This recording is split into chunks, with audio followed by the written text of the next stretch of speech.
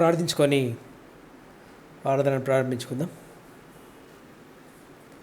మహిమా స్వరూపుడా, మా ప్రియ పరలోకపు కన్న తండ్రి, మరొకసారైనా ప్రభు మీరు ఇచ్చిన యొక్క అవకాశాన్ని బట్టి మీకు స్తోత్రములు తండ్రి, స్తోత్రములు అయినా ఇంతవరకు ప్రభు మిమ్మల్ని స్తుతించుకునే అవకాశం మాకు ఇచ్చినందులో కానీ మీకు స్తుతులు స్తోత్రములు చెల్లించుకుంటున్నాం. మరి తండ్రి మీ యొక్క విలువైన సమయంలో ప్రభు లేఖన భాగాలను మేము ధ్యానం చేసుకుని చుండగా కృప చూపిన ప్రార్థన విజ్ఞాపన చేస్తున్నాం. ప్రభు మనకు మహిమా స్వరూపుడా, మృతుల పునరుత్థానం అనేది ప్రభు అందరికీ మీరు అందుబాటులో ఉంచారు. అయితే మృతుల పునరుత్థానం జరగాలంటే అది మా చేతిలో ఉంది. యేసుక్రీస్తు లాంటి జీవితం మేము జీవించినప్పుడే మా సమాధి తండ్రి తెరవబడి యేసుక్రీస్తు రెండవ రాకడలో యేసుక్రీస్తుతో పాటు మీరుండే లోకానికి వచ్చే అవకాశం ప్రభు మీరు మాకు కల్పించారు. ఒక అద్భుత కార్యాన్ని మీరు, ఒక సూచక్రియను ప్రపంచానికి యేసుక్రీస్తు ద్వారా తెలియచేసినందులో గాను మీకు స్తుతులు స్తోత్రం చెల్లించుకుంటున్నాం. యొక్క విలువైన సమయంలో విలువైన లేఖన భాగాలను మేము ధ్యానం చేసుకొనిచుండగా ఇక్కడున్న మీ పిల్లలను సోషల్ మీడియా ద్వారా వీక్షిస్తున్న మా ప్రియులందరినీ కూడా మీ కృపలో భద్రపరచమని, కాపాడమని, ప్రతి ఒక్కరితో మాట్లాడమని క్రీస్తు వారి పరిశుద్ధ నామంలో ప్రార్థించి అడిగి వేడుకొనిచుంటున్నాము తండ్రి, ఆమెన్. ప్రభువైన యేసుక్రీస్తు వారి అతి పరిశుద్ధమైన నామంలో మీ అందరికీ వందనములు, శుభములు తెలియజేస్తున్నాను ప్రియులారా. మరి మీ అందరికీ ఈస్టర్ సండే శుభములు తెలియజేస్తూ లూకాసు వార్త 24వ అధ్యాయము, గాస్పెల్ లూకాసు వార్త 24వ అధ్యాయము 1 నుండి 7 వచనములు చదువుకుందాం. ఆదివారమున తెల్లవారుచుండగా ఆ స్త్రీలు తాము సిద్ధపరిచిన సుగంధ ద్రవ్యములను తీసుకొని సమాధి యుద్ధకు వచ్చి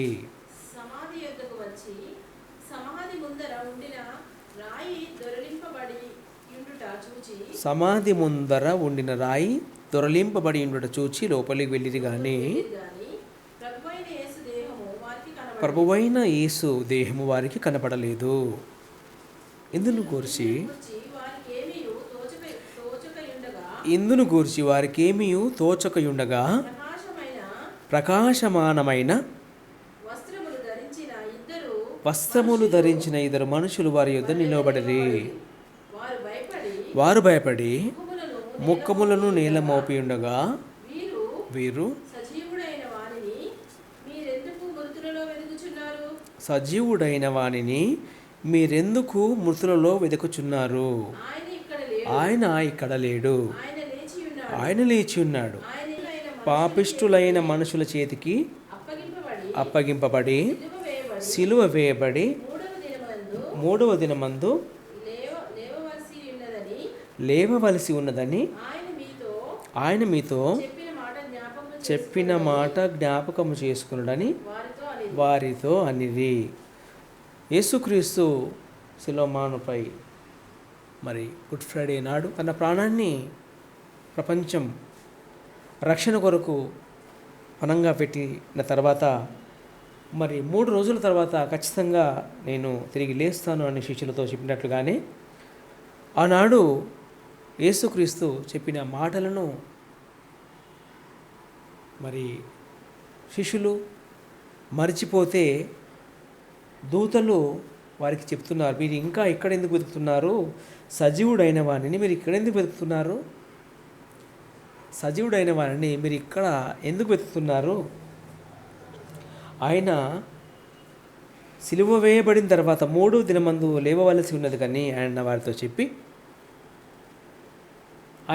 చెప్పిన మాటను జ్ఞాపకం చేసుకోవడానికి వారితో అనేది. దేవుని ప్రియ బిడ్డలారా, యేసుక్రీస్తు చెప్పినట్లుగానే యేసుక్రీస్తు సమాధి నేటికి ఖాళీగా ఉంటుంది, ఓపెన్గా ఉంటుంది. ప్రతి ఒక్కరి సమాధికి పైన మూత ఉంటుంది కదా, యేసుక్రీస్తు సమాధి తెరిచే ఉంటుంది. దీన్ని బట్టి మనం ఏమర్థం చేసుకోవాలంటే యేసుక్రీస్తు సమాధిని గెలిచి దేవుడుండే లోకానికి వెళ్ళిపోయాడు. యేసు ప్రభువు చెప్పింది జరిగింది. సో దీన్ని బట్టి మనం ఏమర్థం చేసుకోవాలంటే యేసు ప్రభు చెప్పింది ప్రతీది కూడా ఖచ్చితంగా జరుగుతుందని ప్రతి ఒక్క విశ్వాసి గమనించాలి. యేసుక్రీస్తు చెప్పింది ఖచ్చితంగా జరుగుతుంది. ఆనాడు చెప్పాడు ఏమని, నేను 3వ రోజు ఖచ్చితంగా తిరిగి లేస్తాను అని. అయితే దీన్నే పునరుత్థానము అంటారు. ఏమంటారు? రిజరక్షన్. రిజరక్షన్ యొక్క మీనింగ్ ఏంటంటే సమాధిలోనికి వెళ్ళిన దేహమే మహిమ శరీరంగా మారి బయటికి రావటం. రిజరక్షన్ యొక్క మీనింగ్ ఏంటంటే సమాధిలోనికి ఏ రూపమైతే వెళుతుందో ఆ రూపంతోనే మళ్ళీ వస్తారు. చిలకగానో, పావురంగానో, కాకిగానో, కుక్కగానో రారు. ఏ జన్మలో చేసిన తప్పో ఇప్పుడు ఏడుస్తున్నాను అంటారు. ఎక్కువగా మనకు వినబడే డైలాగ్, ఏ జన్మలో చేసిన తప్పో ఈ జన్మలో బాధపడుతున్నాను అంటారు. మా అమ్మ రూపమే, మా అమ్మ మళ్ళీ వచ్చింది అంటారు. ఒకవేళ ప్రెగ్నెన్సీ ఉన్నప్పుడు నాన్న చనిపోతే డెలివరీ అయిన తర్వాత పుట్టిన బాబుని చూసి మా డాడీ మళ్ళీ వచ్చాడు అంటారు. కానీ పునర్జన్మలు అంటూ ఉండవు. ఇప్పుడు తప్పు చేస్తే నక్కగానో, కుక్కగానో, పందిగానో పుట్టవు. నిజంగా నక్క జీవితం ఎంత మంచిదో చెప్పండి. నక్క జీవితం చాలా మంచిది. అది ఏం డ్యూటీ చేస్తుంది? హ్యాపీగా ఉంటుంది. వేట ఒకరు చేస్తారు, నక్క తినేస్తుంది. పులి వేట చేస్తే నక్క తినేస్తుంది. దానికి ఏం డ్యూటీ చెప్పండి? హ్యాపీగా ఉంటుంది. Non vegetarian daily. మనకు వీక్లీ వన్స్ దానికి డైలీ నాన్ వెజిటేరియన్. నక్క జీవితం చాలా మంచిది. కుక్క జీవితం అంటారా? కుక్క జీవితాలు కూడా ఇప్పుడు చాలా మంచి జీవితాలు వచ్చేసాయి. కుక్కలు పెంచుకునే వారు కూడా ఎక్కువైపోతూ ఉన్నారు. కుక్కల డాక్టర్లు, కుక్కలకు పెద్ద కంపెనీస్ ఉంటాయి, వాటి ఫుడ్ తయారు చేసే కంపెనీస్. కుక్కల డాక్టర్లు కదా. పశువు అంటారా? పశువు కూడా చాలా మంచిది, అది హ్యాపీగానే ఉంటుంది. ఇవన్నీ కూడా అభూత కల్పన. మనిషికి మరణం ఒకేసారి, జననం ఒకేసారి. ఇవన్నీ కూడా ఆధారం లేని మాటలు. సైంటిఫికల్గా ఎవరైనా ప్రూవ్ చేయగలరా మా అమ్మ చనిపోయి మళ్ళీ వచ్చిందని? ఇవి సినిమాలకే బాగుంటాయి. ఇవన్నీ కూడా సినిమా స్టోరీలకు బాగుంటాయి, డబ్బు దండుకోవడానికి. మగధీర అని, శాంభవి అని వీళ్ళందరూ వచ్చారు కదా. శాంభవి ఒక అమ్మాయి. ఇలాంటి సినిమాలు చూసి శాంభవి వచ్చింది. అది సైంటిఫికల్గా ప్రూఫ్ అయిందా? కాదు. కానీ రిజరక్షన్ అనేది సైంటిఫికల్గా ప్రూఫ్ చేయొచ్చు. చనిపోయిన దేహము సమాధిలోనికి వెళ్ళి మళ్ళీ వచ్చింది. చనిపోయిన యేసుక్రీస్తు సమాధిలో ఉండి ఆ దేహంతోనే మళ్ళీ కనబడతాడు. చనిపోయిన యేసుక్రీస్తు సమాధిలోనికి వెళ్ళి ఆ రూపంతోనే మళ్ళీ కనబడతాడు. ఈ ప్రపంచానికి ఒక రోల్ మోడల్గా నిలిచిన పునరుత్థానము యేసుక్రీస్తు. ఈ ప్రపంచానికి చనిపోతే బ్రతుకుందని చెప్పాడు యేసుక్రీస్తు. కానీ ఇది ఎవరికి అంతగా అర్థం కాలేదని చెప్పక తప్పదు. హెబ్రీ పత్రిక 9వ అధ్యాయము, హెబ్రూస్ చాప్టర్ 9 వర్స్ 27, 9:27, 9:27. మనుషులు ఒక్కసారే చచ్చిపోవాలి. బైబిల్ ఏమని చెప్తుంది? మనిషికి చావు ఒక్కసారే. మనిషి ఒక్కసారే మృతి పొందవలెనని నియమింపబడేను, ఆ తర్వాత మళ్ళీ వస్తాడని ఉందా బైబిల్లో? మళ్ళీ వచ్చి ఇంటుంటావా గజ్జల సౌండ్ చేసుకుంటూ? అమాయకులు. సినిమాలకే బాగుంటాయి ఇవన్నీ, సినిమాలకే బాగుంటాయి. చనిపోగానే ఏం చేస్తాడు దేవుడు? జడ్జిమెంట్. మళ్ళీ చదవండి అనుమానంగా ఉంటే. మనుషులు ఒక్కసారే చచ్చిపోవాలి, ఆ తర్వాత వెంటనే పనిష్మెంట్, తీర్పు. ఇక దెర్ ఇస్ నో వే. నువ్వు మళ్ళీ జంతువులోనికి వెళ్ళడానికి కానీ, పక్షిలోనికి వెళ్ళడానికి కానీ, మళ్ళీ రావడానికి కానీ మార్గము లేదు అని ది హోలీ బుక్ చెప్తుంది. ప్రపంచానికి తెలియని విషయము బైబిల్ చెప్తుంది. రిజరక్షన్. యేసుక్రీస్తు ఏ దేహంతో అయితే సమాధిలోనికి వెళ్ళాడో ఆ దేహంతోనే తిరిగి బయటకు వచ్చాడు.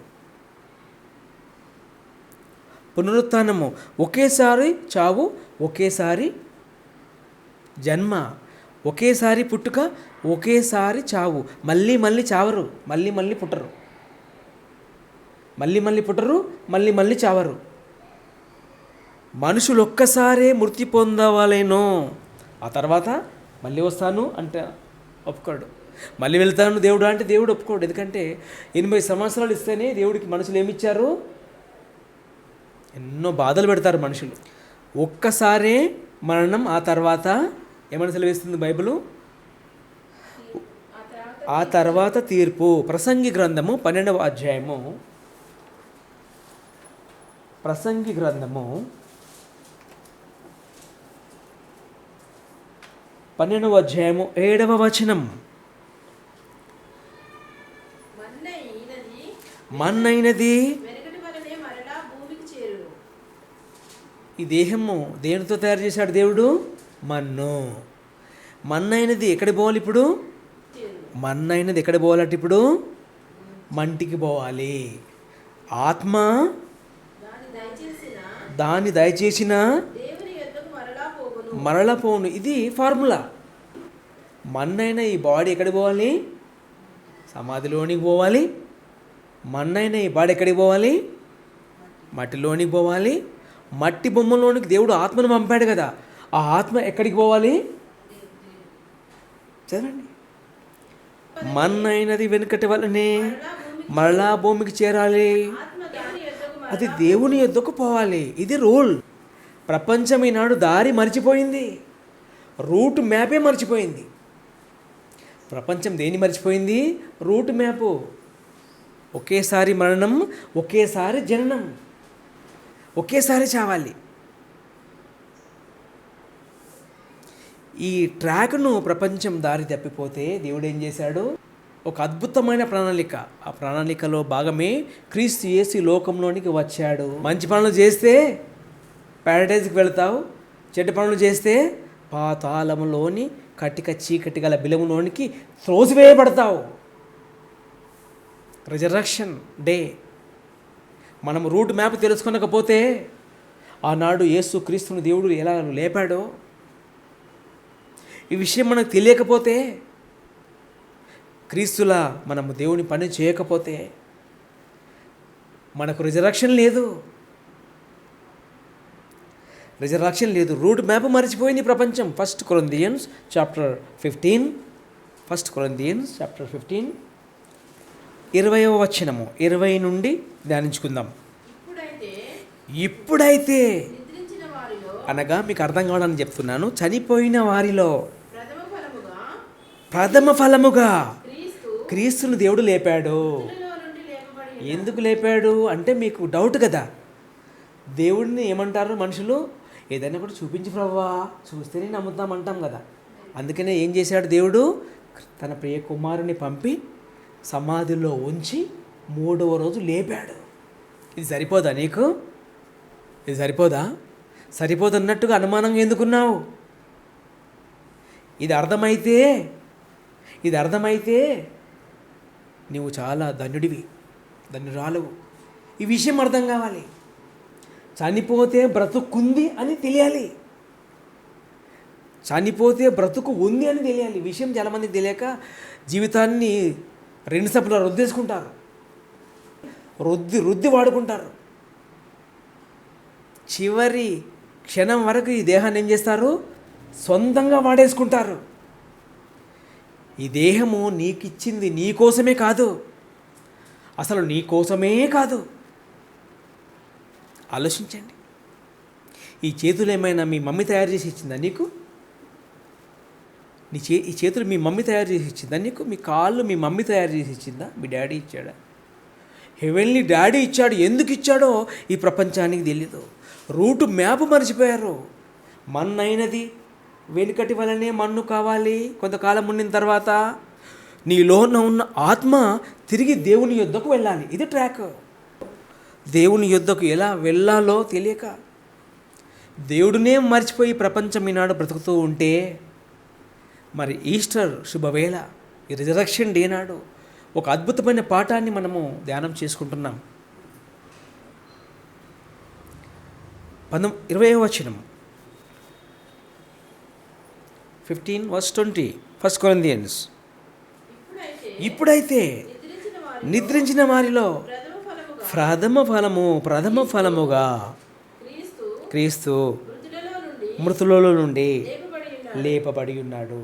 మనుషుని ద్వారా ఒక మనుషుని ద్వారా మరణము వచ్చెను గనుక మరణము వచ్చింది కదా, మనుషుని ద్వారానే మృతుల పునరుత్థానమును కలిగెను. ఒక మనుషుని ద్వారా మనకేమొచ్చింది? ఆడామ్ ఈవ్ ద్వారా మనకేమొచ్చింది? మరణం వచ్చింది. దేవుడు ఏం చేశాడు? మనలాంటి ఒక మనుషుడి ఆకారముతోనే యేసుక్రీస్తుని లోకంలోనికి పంపి మనుషుని ద్వారా మరణం వచ్చెను గనుక ఒక మనుషుని ద్వారానే మృతుల పునరుత్థానమును కలిగెను. ఆదామునందు అందరూ ఎలాగూ మృతి పొందుచున్నారో అలాగుననే క్రీస్తునందు అందరూ. ఎంత మంచి మాట దేవుడు రాయించాడు. క్రీస్తునందు అందరూ బ్రతుకుతారట. అమ్మయ్య, ఎంత ధైర్యం! అందరూ బ్రతుకుతారని దేవుడు సెలవిస్తూ ఉన్నాడు. అంటే దేవుడు ఎంత మంచి దేవుడు ఆలోచించాలి. అందరూ బ్రతుకుతారట. ఎలా ఎలా?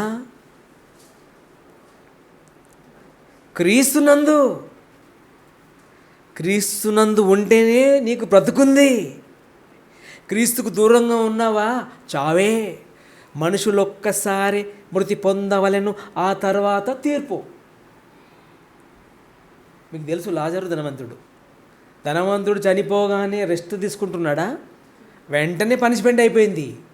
సబ్జెక్ట్ టచ్ చేస్తే మన టైం సరిపోదు. ఆ సబ్జెక్ట్ ఎప్పుడైనా ధ్యానం చేసుకుందాం. చనిపోగానే బైబిల్ ఏమని సెలవిస్తుంది? వెంటనే ఇక నో ఛాన్స్. 2 గంటలు తిరిగి రాపోరా అన్నాడు దేవుడు. 2 గంటలు మళ్ళీ అంతా తిరిగి రాపో, మీ ఇల్లు మీ వాకిలి చూసుకొని రాపో, బంగారం అంతా ఉంటాయి కదండి చూసుకొని రాపో అని వదిలిపెట్టాడు. వదిలిపెడతాడా? చెప్పండి.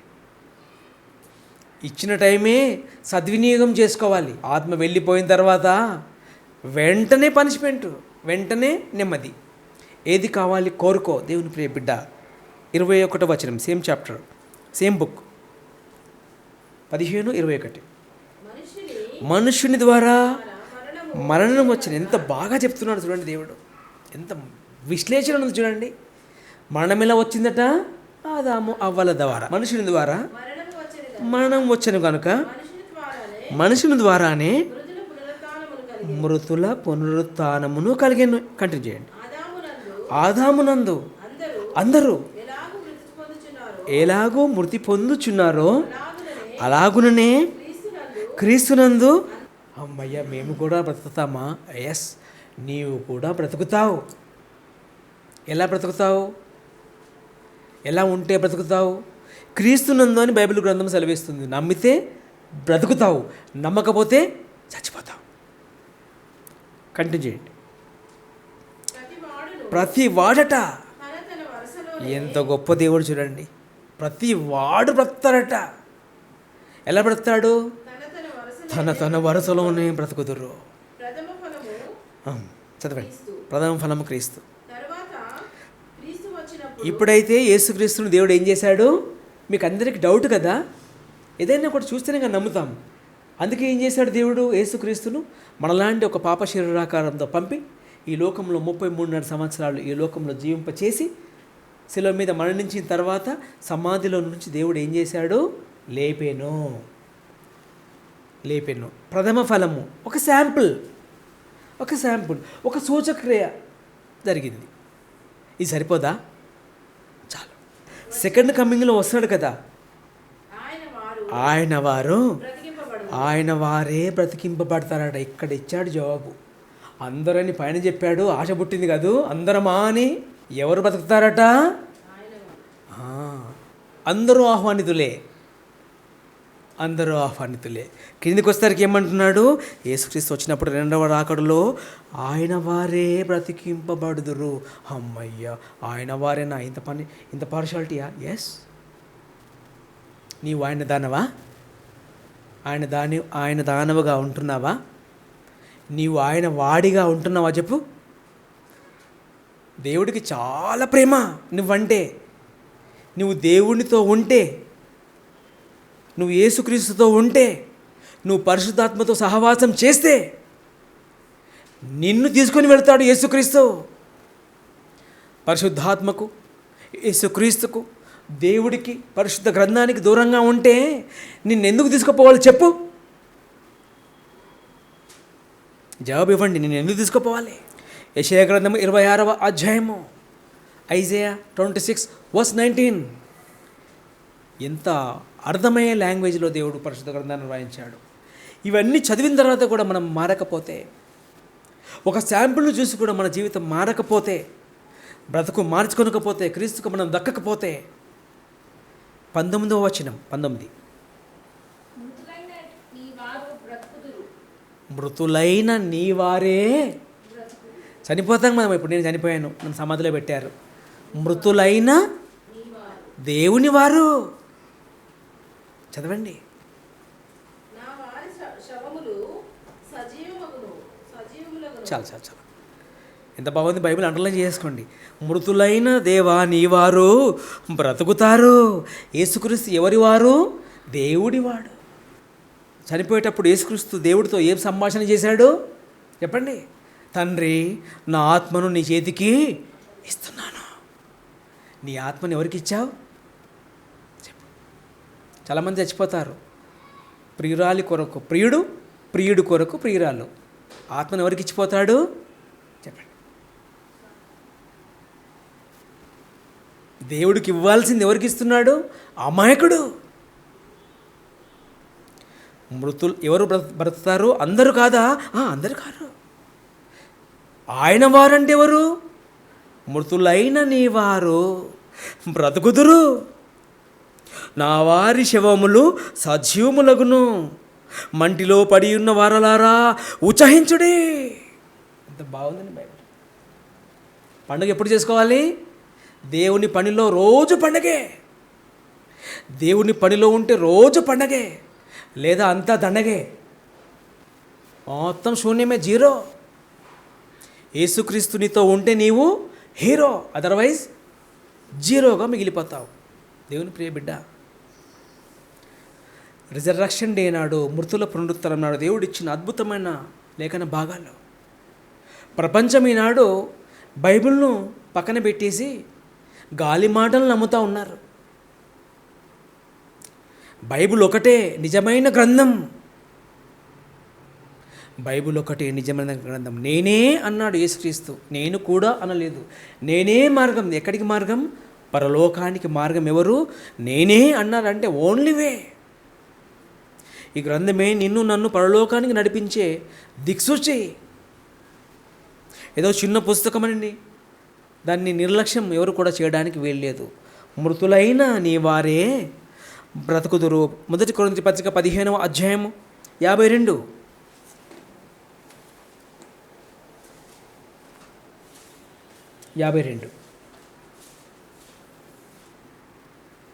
పౌలు గారు ఎంత అద్భుతంగా చిన్న పిల్లలకు చెప్పినట్లుగా ఎంత బాగా ఎక్స్ప్లెయిన్ చేస్తున్నాడు చూడండి.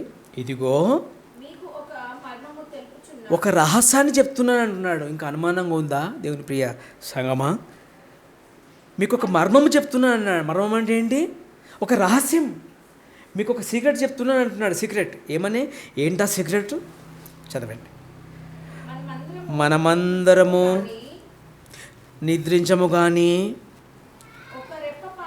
ఒక రెప్పపాటున కడబూర అనగా రెండవ రాకడలో యేసుక్రీస్తు రాగానే, కడబూర మ్రొగ్గగానే మనమందరము మార్పు పొందుదుము. మృతులు ఒకవేళ మనం చనిపోయి ఉంటే, మృతులంటే ఒకవేళ మనం చనిపోయి సమాధులుగా ఉంటే ఏమైతామట? అక్షయులుగా లేపబడతాం. యేసుక్రీస్తు ఎలా లేపబడ్డాడు? అక్షయుడుగా మహిమ శరీరము ధరించుకొని సమాధిలో నుంచి బయటికి వచ్చాడు కదా యేసుక్రీస్తు ప్రభు. ఆ రహస్యాన్ని మనకు చెప్తున్నాడు పౌలు గారు. నేను మీకు ఒక మర్మము చెప్తున్నాను. మనమందరం నిద్రించము కానీ నిమిషంలో ఒక్క రెప్పపాటున కడబోర మ్రోగగానే మనమందరము మార్పు పొందుదాము. ఒకవేళ నువ్వు బ్రతుకున్నావు కదా, ఈరోజు మీరు బ్రతుకున్నాను కదా, ఒకవేళ యేసుక్రీస్తు ఈరోజు వస్తే, మీరు క్రీస్తు వారిగా ఉంటే మీ దేహం మహిమ శరీరంగా మారిపోతుంది, మార్పు పొందుతుంది. ఒకవేళ నువ్వు చచ్చిపోయి సమాధిలో ఉంటే అక్షయ శరీరం ధరించుకొని ఒక రెప్పపాటున లేగుస్తావు. బ్రతికుంటే మార్పు పొందుతావు, చచ్చిపోయి సమాధిలో ఉంటే అక్షయ దేహము. మీకు ఒక మర్మము తెలుపుచున్నాను, కడబోర మోగున్నప్పుడు మృతులు అక్షయులుగా లేపబడుదురు. మృతులు అక్షయులుగా లేపబడుదురు అంటే చనిపోయి సమాధిలో ఉన్నవారు అక్షయులుగా లేపబడతారు. ఎవరు లేపబడతారు? ఆయన వారే లేపబడతారు. వెళ్ళిపోవడానికి లేపబడతారు. ఆయన వారే వెళ్ళిపోతారు. చచ్చిపోయిన వారు ఇక లెగరు. మనం ఎవరి వారం చెప్పండి? అనుకుంటే సరిపోతుందా? నేను డాక్టర్ని అంటే సరిపోతుందా? అవన్నీ చెల్లని సర్టిఫికెట్స్, డూప్లికేట్ సర్టిఫికెట్స్తో ఉద్యోగానికి పోతే ఏం చేస్తారు? సెంట్రల్ జైలుకి పంపిస్తారు. అన్నీ కూడా పక్కాగా ఉండాలి, ఒరిజినల్. పౌలు గారు ఎంత గొప్పగా చెప్తున్నాడు, ఏమని? ఒక రెప్పపాటును మార్పు పొందుదాము, మనమందరము మార్పు పొందుదాము. బూర మోగును అప్పుడు మృతులు అక్షయులుగా లేపబడుదురు, మనము మార్పు పొందుదాము. అందరికీ ఒక అనుమానం ఉంటుంది, ఇది నిజమేనా? నమ్మొచ్చా? నమ్మి అన్నీ వదులుకున్న తర్వాత దేవుడి కొరకు బ్రతికిన తర్వాత యేసుక్రీస్తు రాకపోతే ఎలా అనుకుంటారు చాలామంది. అంటే అనుమానాలు మనుషులో ఎప్పటికీ ఉంటాయి. మీకు ఎన్ని అనుమానాలు ఉన్నా అన్ని అనుమానాలను బైబిల్ ఏం చేస్తుంది? నివృత్తి చేస్తుంది. మీకు ఎన్ని ప్రశ్నలైనా ఉండొచ్చు, బైబిల్ని అడిగితే బైబిల్ సమాధానం చెబుతుంది. ఇలాంటి గ్రంథము ప్రపంచంలో ఎక్కడ ఉండదు. చూశారు? మీకు డౌట్గా ఉంటే పౌలు గారు ఏమంటున్నాడు? మీకు ఒక రహస్యాన్ని చెప్తాను. ఏంటా రహస్యం? మీరు బతుకున్నారు కదా, మీరు మార్పు పొందుతారు. ఒకవేళ మీ మమ్మీ డాడీ చనిపోయారు కదా, వారి సంగతి ఏంటి? డౌట్ వచ్చింది కదా, వారు అక్షయతను ధరించుకుంటారు. అంటే ఆయన వారే బ్రతుకుతారు. మృతులైన నీవారే బ్రతుకుదురు. మనం ఎవరి వారం చెప్పండి? దేవుని ప్రియ బిడ్డలారా. ఇంకా అనుమానంగా ఉందా? ఒక మాట చెప్పి ముగించేస్తాను. 1 కొరింథియన్స్ చాప్టర్ 15 verse 36. ఇంకా అనుమానంగా ఉంది కదా నీకు, ఇంకా డౌట్ ఉంది కదా నీకు. ఇక చూడండి దేవుడి జవాబు ఎలా ఉంటుంది. ఫూలిష్. అన్నీ విసుకొచ్చేటట్లు అడిగితే లెక్చరర్ ఏమంటుంది? ఇంకా అర్థం కాలేదా నీకు? నీవు విత్తినది చచ్చితేనే కానీ బ్రతికింపబడును కదా. నిన్ను ప్రశ్నిస్తున్నాడు ఏమని? నీవు కళ్ళ ముందు విత్తుచున్నావే. మీ తాతయ్య పొలం ఉందా? పొలానికి వెళ్ళి చూడు. పొలంలో ఏం చేస్తాడు మీ తాతయ్య? ఒక గింజ విత్తుతాడు. గింజ విత్తితే ఏమవుతుంది? అటే పోతుందా? మళ్ళీ మొలుస్తుందా? ఎలా మొలుస్తుంది? ఒక కొత్త రూపం, ఒక కొత్త ఆకారం. గోధుమ గింజ ఏ కలర్లో ఉంటుంది చెప్పండి? గోధుమ గింజ కలర్లో ఉంటుంది కదా. గోధుమ గింజ కలర్ ఏమంటారు ఇంగ్లీష్లో? బ్రౌనా? బ్రౌన్ కలర్లో గోధుమ గింజ బిస్కెట్ కలర్ అంటారు. గోధుమ గింజను మట్టిలో పెడితే ఏం చేస్తుంది? అది గ్రీన్ కలర్లో వస్తుంది, పచ్చగా వస్తుంది. పచ్చగా బ్రతుకు బిడ్డ అంటారు. చూశారు? ఏమంటారు? పచ్చగా బ్రతుకు బిడ్డ అంటారు చాలామంది. అది చనిపోయి ఎలా వస్తుంది? పచ్చగా. చిన్ని గింజ పెద్దగా. చింత చెట్టు ఎక్కడ ఉంటుంది? చింత గింజలో ఉంటుంది. చెట్టు ఎక్కడ ఉంటుంది? చెట్టు గింజలో ఉంటుంది. ఆ గింజ మట్టిలోనికి పోతే ఒక కొత్త రూపంతో మహావృక్షం అయిపోతుంది. నీవు మట్టిలోనికి పోతే తెలుస్తుంది. ఇప్పుడు ఎలా తెలుస్తుంది? పోయి మళ్ళీ రాలేవు కదా చెప్పడానికి. పోయిన తర్వాత అమ్మో అక్కడి నుంచి దేవుడు పనిష్మెంట్ ఇచ్చాడు అని చెప్పడానికి నీకు అవకాశం లేదు కదా. నేను ఎగ్జాంపుల్, ఈరోజు చనిపోతాను, నేను మళ్ళీ వచ్చి చెప్తానా మట్టిలో బాగుందమ్మాయి అని? పండుగ చేసుకోండి 3వ రోజు అంటానా? మేకలు కోసేసుకోండి అంటానా?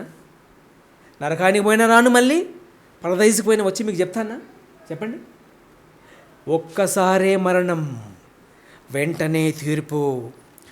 ఇంకా అనుమానంగా ఉంటే దేవుడు ఏమంటున్నాడు? ఓ అవివేకి, ఒక విత్తనాన్ని చూడు, అది చచ్చి బ్రతుకుతుంది కదా అంటున్నాడు. అంటే నీవు చస్తే నీకు బ్రతుకు ఉంది, అని దేవుడు తన పరిశుద్ధ గ్రంథం ద్వారా సెలవిస్తూ ఉన్నాడు. 37వ వచనము ముగించుకుందాం. 37వ వచనము. నీవు విత్తుదానిని చూడు, కనీసం చూడు, అది గోధుమ గింజైనను సరే, మరి ఏ గింజ మరి ఏ గింజ అని ఎంత బాగా రాయించాడు దేవుడి గింజని విత్తారు కదా, పుట్టబోవు శరీరము విత్తుట లేదు. అయితే దేవుడే తన చిత్త ప్రకారము నీవు విత్తిన దానికి శరీరం ఇచ్చును, మరియు ప్రతి విత్తనమునకు దాని శరీరం ఇచ్చుచున్నాడు. దేవుడు ఎంతో గొప్పగా వినిపిస్తూ ఉన్నాడు. మరి ఎవరు ఆయన వారు,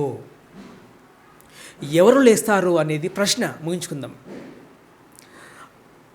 నీవారు బ్రతికింపబడుదురు, మృతులైన నీవారు బ్రతికింపబడుదురు అని బైబిల్ గ్రంథం సెలవిస్తూ ఉంది. నీవారు ఎవరు? అనుమానంగా ఉంటేమన్నాడు, ఒక విత్తనాన్ని ఎగ్జాంపుల్గా పెట్టాడు, ఒక పాఠం చెప్పాడు, బాటని చెప్పాడు. ఒక విత్తనాన్ని విత్తి చూడవయ్యా అన్నాడు. చచ్చితే బ్రతుకుంది అని చెప్పాడు. గోధుమ గింజ విత్తితే ఏ గింజలు వస్తాయి చెప్పండి? గోధుమ గింజలే వస్తాయి.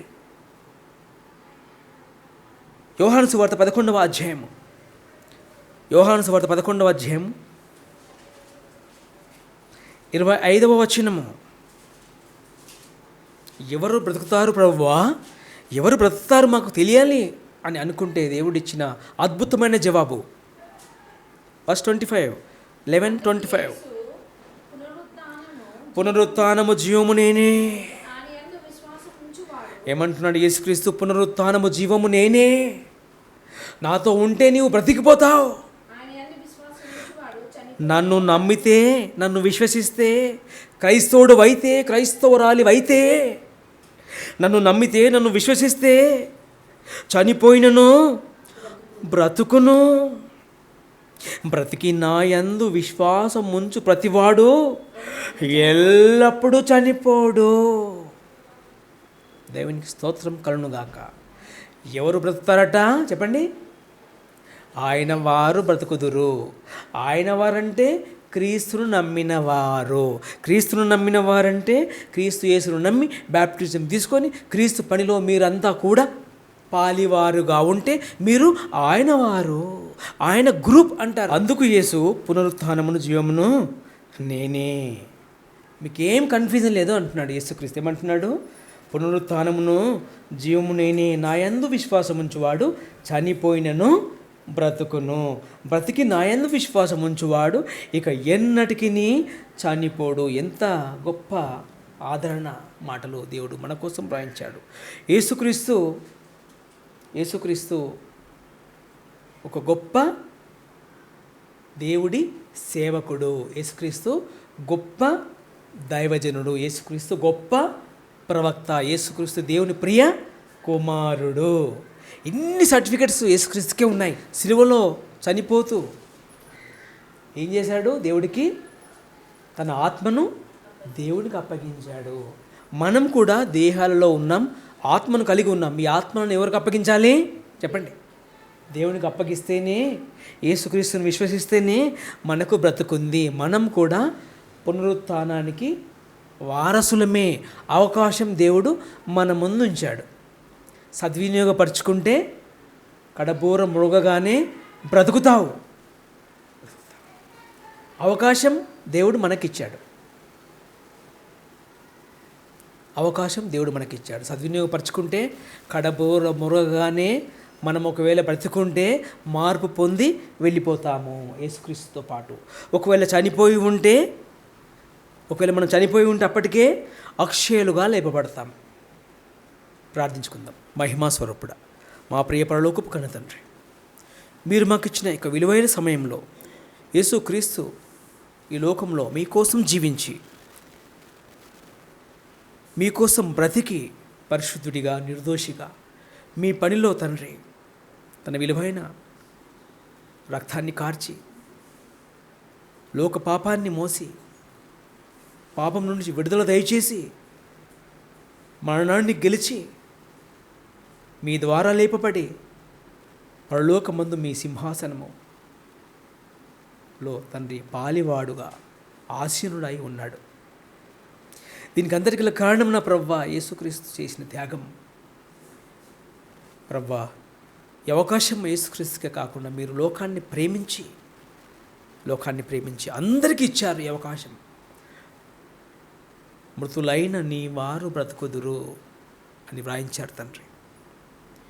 మేము యేసుక్రీస్తు వారమైతే మేమంతా కూడా యేసుక్రీస్తు లాగానే ఖచ్చితంగా మార్పు పొందుతాం. ఒకవేళ చనిపోయి ఉంటే తండ్రి క్రీస్తు కడబోర సౌండ్ వినగానే తండ్రి అక్షయతను ధరించుకొని మహిమా చిరులమై యేసుక్రీస్తుతో పాటు మీరుండే లోకానికి వస్తామని అద్భుతమైన పాఠాన్ని మీరు వినిపించారు. తను మీ మాటలు కొంచెం ఎవరికైనా చేదనిపిస్తే ప్రభువా వారిని మీరు ఆదరించండి.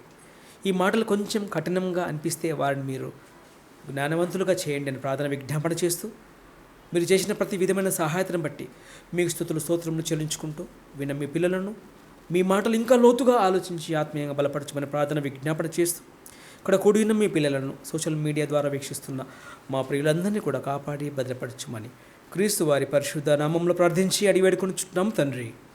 ఆమెన్. దేవునికి స్తోత్రములు.